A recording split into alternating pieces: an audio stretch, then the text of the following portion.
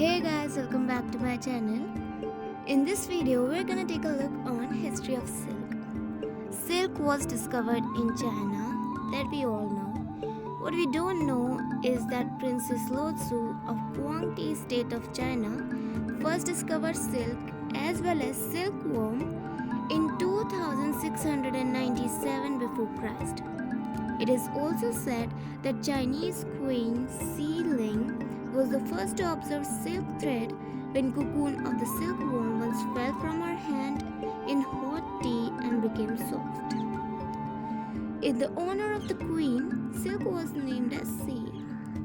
So for about 1500 years, silk industry was confined to China only, since strict trade laws were formulated, having provisions of harsh penalties including death for disclosing the trade secrets to other countries.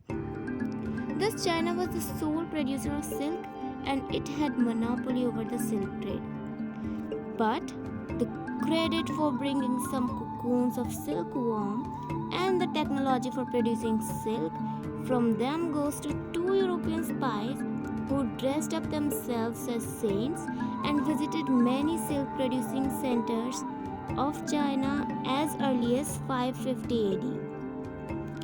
Thus, the first silk industry outside China was set up at Constantinople and Istanbul, and afterwards, silk trade started flourishing in many other countries. Silk is now being produced in Japan, India, Korea, Italy, Russia, Brazil, etc. in addition to China. And presently, about 24 million kg of silk is being produced per annum globally, and 70% of the global production comes from Japan alone. In India, sericulture, that is silk culture, was first started at Pusa Institute, New Delhi by Lefroy in 1905.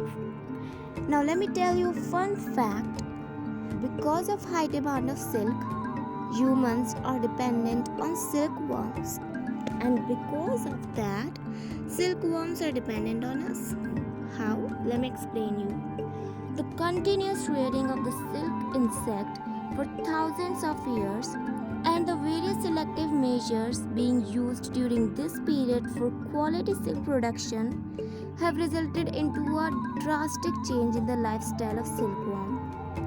These changes have made the present day varieties dependent and they cannot live without human care. These varieties are much different than the wild original varieties. The body of the present day silkworm, which are being cultured commercially obviously, has become bulky, whereas the wings are weak, hence they are unable to fly. Sad. Larvae have lost the capacity to search their food to the extent that they would die if food is not kept close to them, which is very sad. So this is how silkworms are affecting our lives and we are affecting theirs. That's all for this video. Thanks for watching and stay tuned.